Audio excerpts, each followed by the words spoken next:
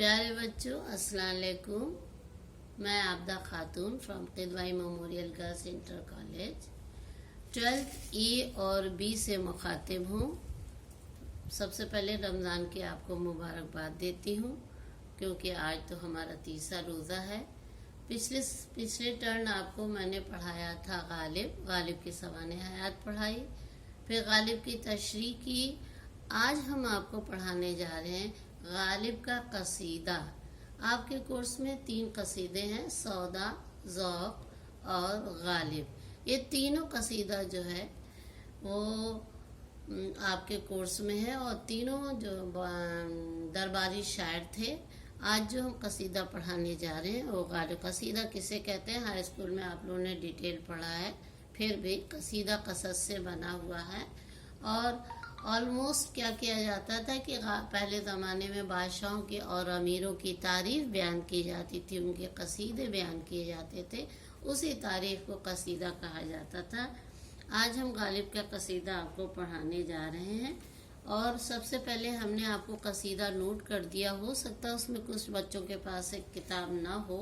قصیدہ بہت امپورٹنٹ ہے بچوں.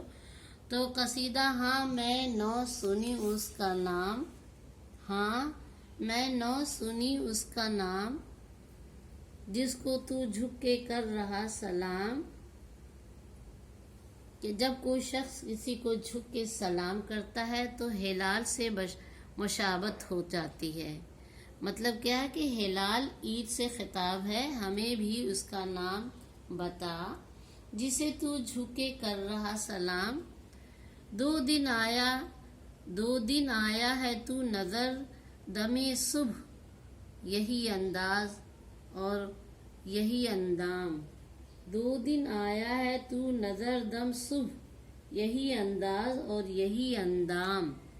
یعنی مطلب کیا ہوا کہ تو 2 دن سے صبح کے وقت قبل طلوع آفتاب اسی انداز اور اسی صورت سے نظر آیا. 26ویں اور 27ویں شب قبل طلوع آفتاب پچھلے کو چاند نظر آیا. اس شعر میں اسی طرف اشارہ ہے کہ پچھلے 2 دن پہلے تو چاند نظر آیا تھا. تیسرا شعر ہے آپ کا، بارے 2 دن کہاں رہا غائب، بندہ عاجز ہے گردش ایام. لیکن تو 2 دن کہاں غائب رہا، بے شک گردش ایام کے سامنے ہر شخص مجبور ہے. اگر چاند 30 کا ہوتا ہے تو 28ویں اور 29ویں شب کو بالکل نظر نہیں آتا، اور اگر 29ویں کا ہوتا ہے تو 27 اور 28 کو چھپا رہتا ہے. بات سمجھ میں آ گئی اتنی؟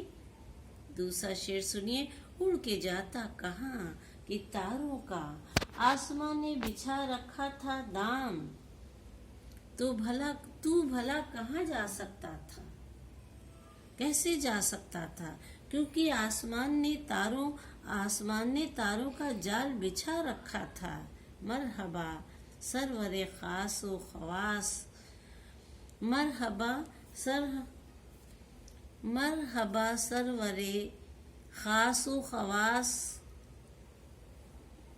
جز اے نشاط عام عوام. جز ہے بچوں کچھ مٹا ہوا ہے، آپ کلیئر کر لیجئے گا کہ جز اے نشاط عام عوام، اذر میں 3 دن نہ آنے کے لے کے آیا ہے عید کا پیغام. جدا ابھی مرحبا کی طرح کلمہ تحسین ہے. مطلب یہ کہ اے خواص کے لیے باعث سرور خاص اور اے عوام کے لیے بموجب نشاط دام تیرا آنا مبارک ہوا. یعنی غریبوں کے لیے تیرا آنا مبارک ہوا، عید کی خوشی ہوئی کیونکہ تو عید کی مسرت لے کر آیا ہے.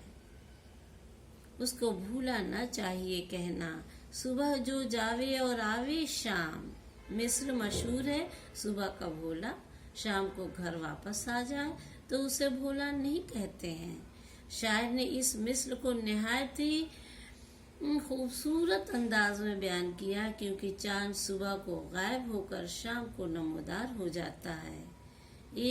ایک میں کیا سب نے جان لیا، تیرا آغاز تیرا انجام، ایک میں ہی نہیں سب نے تجھے جان لیا ہے، تیرے طرز عمل سے سب تیرا آغاز اور انجام معلوم ہو گیا ہے کہ تو اسی طرح ہلال سے بد روا اور بدر سے حلال بنتا رہتا ہے، راوی بنتا رہتا ہے۔